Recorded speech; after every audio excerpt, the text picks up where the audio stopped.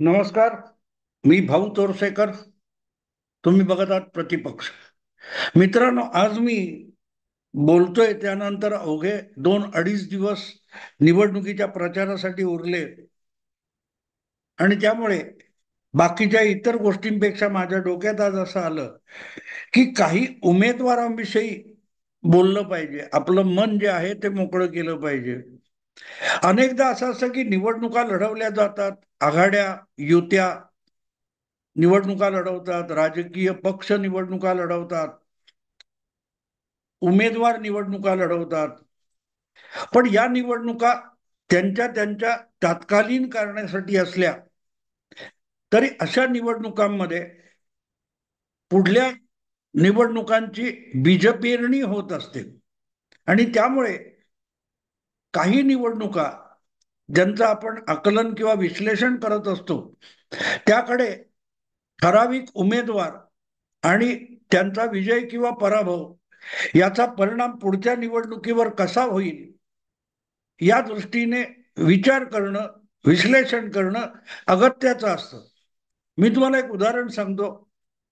1984 साली इंदिरा गांधी यांची जी हत्या झाली होती त्यामुळे देशभर एक सहानुभूतीची लाट आलेली होती आणि त्या लाटेमध्ये भले भले पक्ष वाहून गेले. भारतीय जनता पक्ष जो आज केंद्रातला सगळ्यात मोठा राष्ट्रीय पक्ष आहे, ज्याचं तिसऱ्यांदा सरकार आलेलं आहे, दोनदा त्या पक्षाला बहुमत मिळून गेलं होतं, गेल्या निवडणुकीत हुकलं. या भारतीय जनता पक्षाने पहिली लोकसभा निवडणूक आपल्या स्थापनेपासून लढवली. ती 1984 ची निवडणूक होती आणि त्यामध्ये भारतीय जनता पक्ष सुद्धा इतका वाहून गेला होता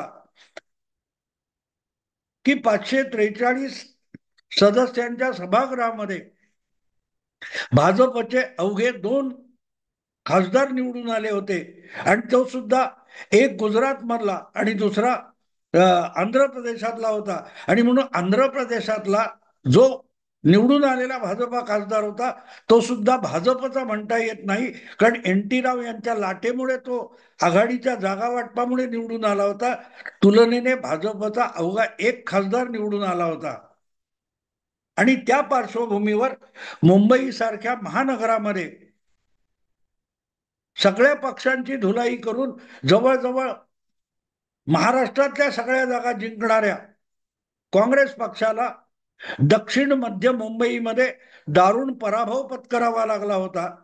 कारण तिथे गिरणी संपाच्या पार्श्वभूमीवर इंदिरा गांधींच्या हत्येची जादू चालली नाही, सहानुभूतीची जादू चालली नाही. आणि तिथे त्या दीर्घकालीन गिरणी संपाचे नेते दत्ता सामंत हे लोकसभेवर निवडून गेले होते. हा इतिहास मी एवढ्यासाठी सांगतोय की त्या निवडणुकीने त्या नंतरच्या येणाऱ्या विधानसभा निवडणुकीला प्रभावित केलं होतं. लोकसभा मतदारसंघामध्ये 6 विधानसभा मतदारसंघ असतात आणि त्यामुळे मध्य दक्षिण बरोबर मुंबईच्या 6-7 लोकसभेच्या जागा अगदी कल्याण, ठाणे वगैरे दत्ता सामंतांच्या कामगार आघाडी नावाच्या पक्षाने लढवल्या होत्या. आणि त्यामध्ये फक्त दत्ता सामंत निवडून आले, बाकीचे उमेदवार पडले. पण त्या निवडणुकीने दत्ता सामंत यांना कुठल्या कुठल्या विधानसभा क्षेत्रामध्ये आपल्याला किती किती मतं मिळू शकतात याचा पहिला अंदाज आला होता. आणि म्हणूनच अवघ्या 2-2.5 महिन्यानंतर आलेल्या विधानसभा निवडणुकीत दत्ता सामंतांनी आपल्याला हवे असलेले खास आपले सहकारी हे लालबाग परळ, म्हणजे ज्याला आता शिवडी मतदारसंघ म्हणतात, दुसरीकडे वरळी हा मतदारसंघ म्हणतात, आणि तिसरीकडे लवग्रव नावाचा तेव्हा एक मतदारसंघ होता.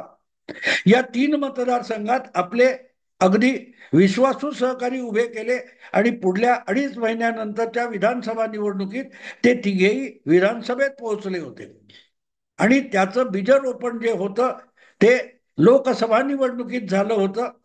आणि म्हणूनच आधीच्या निवडणुकीमध्ये आपलं प्रभाव क्षेत्र काय आहे हे बघून पुढच्या निवडणुका लढवायच्या, ठराविक जागावर दावा करायचा, आघाडी करून किंवा स्वबळावर त्या जागा जिंकायच्या, अशी योजना बहुतांश पक्ष करत असतात.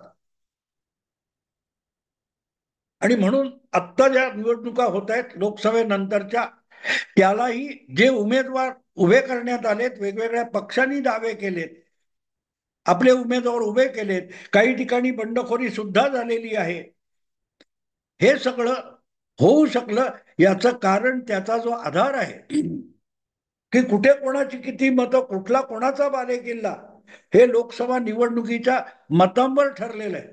आणि म्हणून तुम्हाला गंमत वाटली असेल, पण अनेक मुस्लिम बहुल मतदारसंघामध्ये सुद्धा उद्धव ठाकरे यांनी दावा केला होता, कारण त्यांना मुंबईचे 3 खासदार गेल्या लोकसभा निवडणुकीत जिंकून आणता आले, त्याला मोठ्या प्रमाणात मुस्लिम मतदारांचा हातभार लागला होता. त्यामुळे आता मुस्लिम मतदार हा उभाठा शिवसेनेचा मतदार झाला आहे. या भावनेतून उद्धव ठाकरे यांनी मुस्लिम बहुल विधानसभा मतदारसंघामध्ये सुद्धा महाविकास आघाडीत दावे केले होते. हे सगळं मी एवढ्यासाठी सांगतोय की आत्ता जी विधानसभा निवडणूक होऊ घातलेली आहे, या विधानसभा निवडणुकीत निवडून आणायचे ते आमदार आहेत, निवडून येतील ते आमदार आहेत, जे उभे राहिलेत त्यांना आमदार व्हायचंय. पण पक्ष म्हणून, संघटना म्हणून ज्या वेळेला या गोष्टी चालतात, तेव्हा एक गोष्ट विसरायची नसते, की त्यामध्ये वेगवेगळे पक्ष हे आगामी येऊ घातलेल्या निवडणुकीवर डोळा ठेवून आत्तापासूनच नेपथ्य रचना, व्यूह रचना करत असतात. आणि मग एकदा ही गोष्ट लक्षात घेतली, की राजकीय पक्षांचा डोळा हा आज लढवल्या जाणाऱ्या निवडणुकीवर असतो असं नाही, तर भविष्यात आणि नजीकच्या काळात ज्या निवडणुका येऊ घातल्यात, त्यामध्ये आत्ताच्या निवडणुकीची मशागत किती कामी येईल याकडेही डोळा असतो. आणि त्यानुसारच आपल्या दुय्यम स्थानिक नेत्यांना चुचकारलं जातं, त्यांना काय ते महापालिका किंवा जिल्हा परिषद असल्या निवडणुकांचं आमिष दाखवलं जातं आणि कामाला जुंपलं जातं. आणि म्हणून मला असं वाटतं, की येऊ घातलेल्या, उद्या परवा होणाऱ्या विधानसभा निवडणुकीमध्ये ठराविक मतदारसंघ महत्वाचे एवढ्यासाठी आहेत, की त्या मतदारसंघावर भविष्यात होऊ घातलेल्या काही शहरी भागातल्या निवडणुका प्रभावी होणार आहेत. म्हणजेच मुंबई असेल तर मुंबई महापालिका, पुणे असेल तर पुणे महापालिका, नाशिक असेल, पिंपरी चिंचवड असेल, ठाणे, कल्याण वगैरे वगैरे, या शहरी भागात आजचा जो नगरसेवक असतो त्याला पुढल्या वेळेला आमदार व्हायचं असतं, आमदार होईल त्याला खासदार व्हायचं असतं. त्यामुळे मुंबई सारख्या शहरामध्ये प्रत्येक पक्षामध्ये आज मोठ्या प्रमाणावर इच्छुक नगरसेवकांची गर्दी आहे. आणि त्यामुळे एका आमदाराच्या मतदारसंघामध्ये कमीत कमी 5 ते 7 नगरसेवकांचे वॉर्ड येतात, आणि तिथे ते कसं काम करतात यावर पुढचं भवितव्य ठरत असतं. आणि जेव्हा पक्ष अशा सगळ्या इच्छुकांकडे बघत असतो, तेव्हा तो पक्ष आपल्याला पुढल्या वेळेला महापालिका स्वबळावर जिंकता येईल का, आणि नसेल तर कोणाबरोबर हात मिळवणी केली, कुठल्या पक्षाबरोबर युती आघाडी केली तर आपल्याला महापालिका जिंकता येईल याचा विचार करत असतो.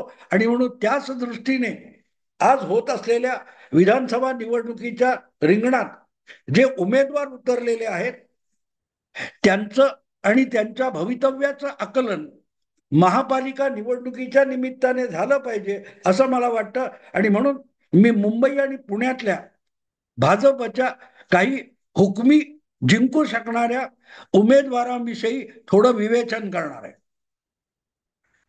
यामध्ये सगळ्यात पहिला नंबर मी लावीन तर तो पुणे महापालिकेच्या क्षेत्रात येणाऱ्या कसबा विधानसभा मतदारसंघाचा आहे.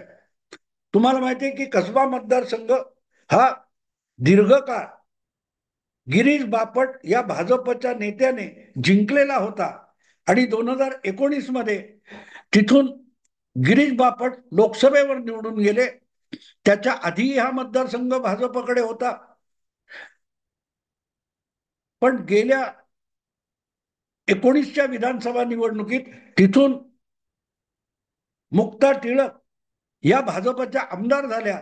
दुर्दैवाने त्यांचा सुद्धा बापटांच्या आसपास मृत्यू झाला. आणि तिथे जी पोटनिवडणूक झाली त्यामध्ये भाजपला पोटनिवडणुकीत ती जागा गमवावी लागली. काल परवा झालेल्या लोकसभा निवडणुकीच्या मतदानामध्ये भाजपने तो जो तिथे नुकसान झालं होतं ते भरून काढून एकूण पुणे लोकसभा मतदारसंघात विजय मिळवलेला आहे. अशा वेळेला आज परत एकदा पोटनिवडणुकीत जे उमेदवार एकमेकाच्या समोर दंड थोपटून उभे होते तेच धंगेकर आणि रासने हेच उमेदवार तिथे उभे आहेत.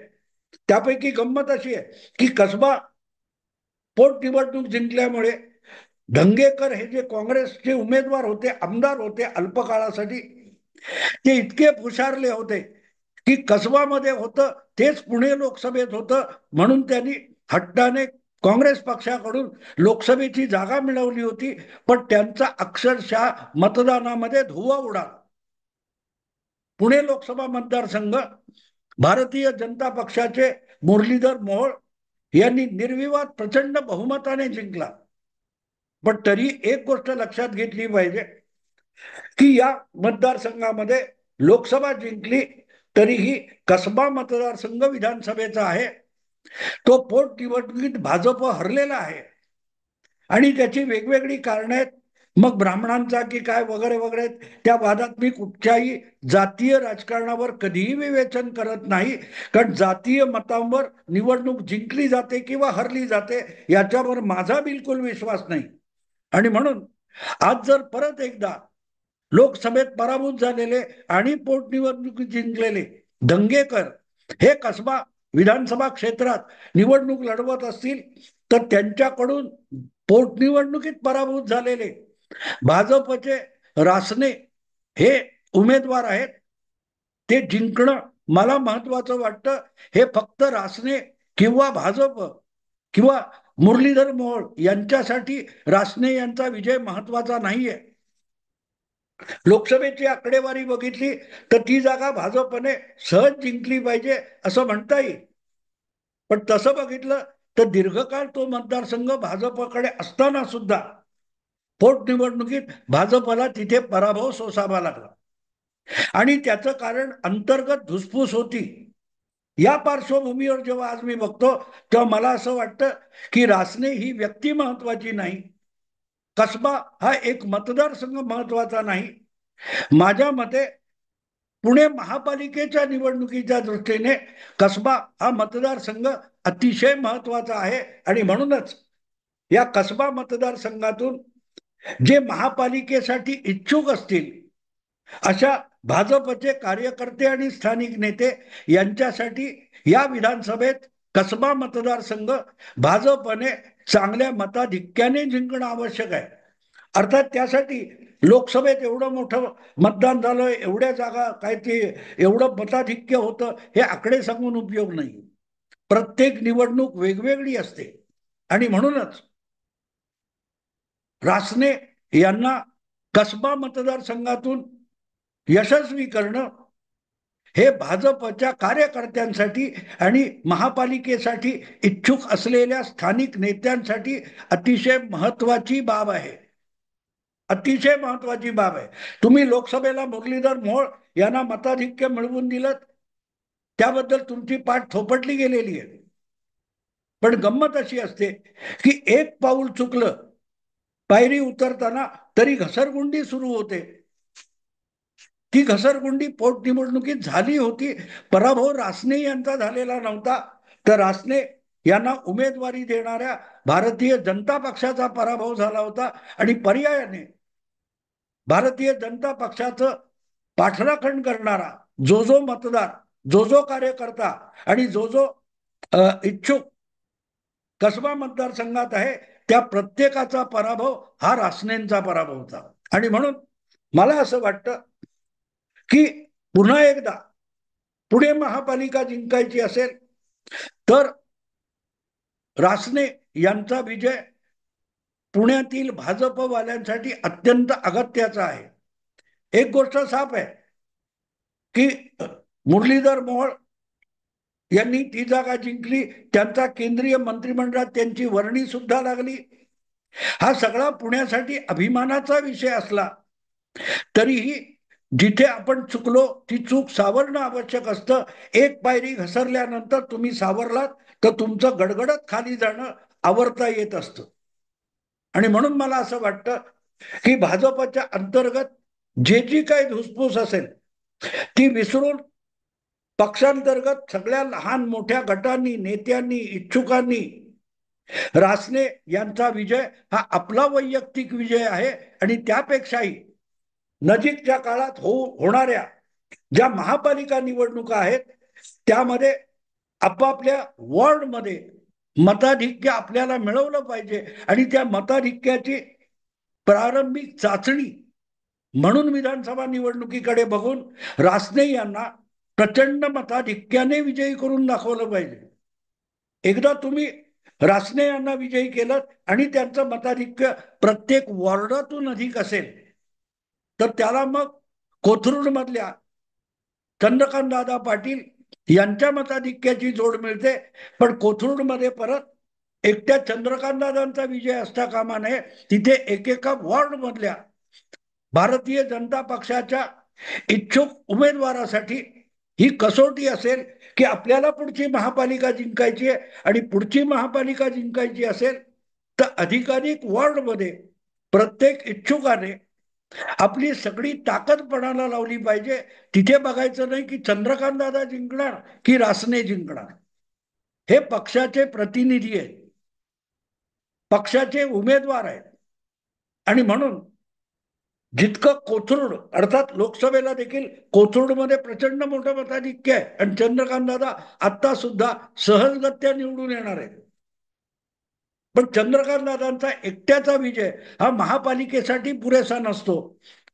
म्हणूनच शिवाजीनगर असेल, कसबा असेल, हे जे जे मतदारसंघ आहेत, वडगाव शेरी असेल, अशा ठिकाणी भारतीय जनता पक्ष किंवा महायुतीचे उमेदवार विजयी होणं याला प्राधान्य असलं पाहिजे.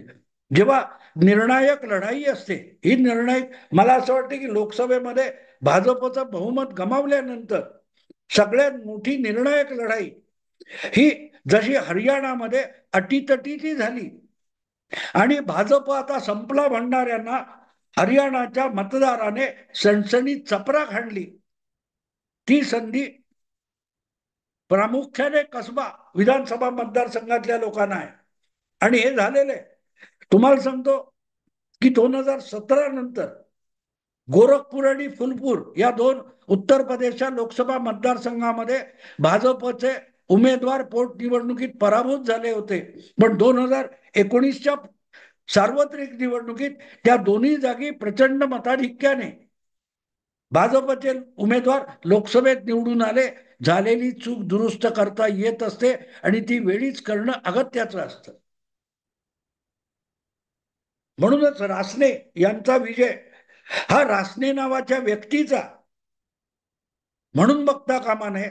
तर आपण ज्या भूमिका आणि ज्या भूमिकेवर आधारित देशाचं, आपल्या विभागाचं आणि राज्याचं भवितव्य बघत असतो त्याचा विजय त्या उमेदवारातून होत असतो.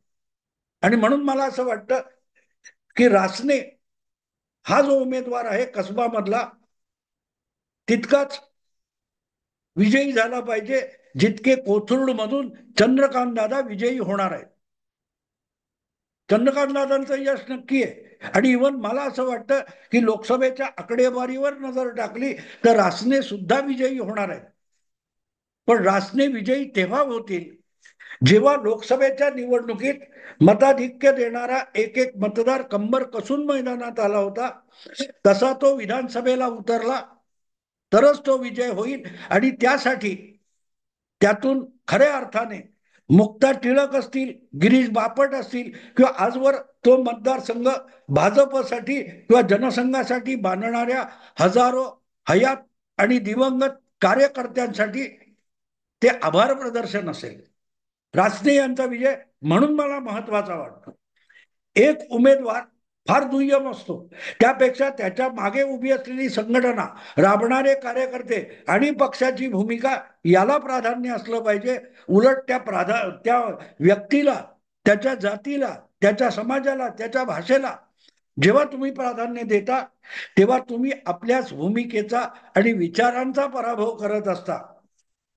त्यातून बाहेर पडणं म्हणजेच आपल्या भूमिकेचा विजय असतो. आणि तो भूमिकेचा विजय म्हणजे प्रत्येक कार्यकर्त्याचा, राबणाऱ्याचा, प्रत्येकाचा विजय असतो. आणि 2014च्या विजयानंतर त्याचीच ग्वाही नरेंद्र मोदींनी पहिल्यांदा बहुमत मिळाल्यानंतर दिल्लीतल्या भाजपच्या मुख्यालयातून भाषण करताना दिली होती, की 4 पिढ्या राबल्या म्हणून आजचा दिवस बघायला मिळाला.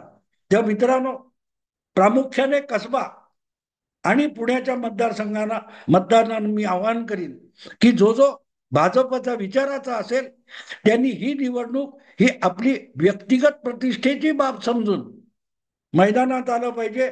आणि धनगेकरांना विजयी होण्याची परिस्थिती जी आली ती बदलून दाखवली पाहिजे. रासने हा भाजपचा आमदार कसब्यातून जिंकला पाहिजे. मित्रांनो, आता इथे थांबतो. आवडलं लाईक करा, शेअर करा आणि प्रतिपक्षाला सबस्क्राईब करा. नमस्कार.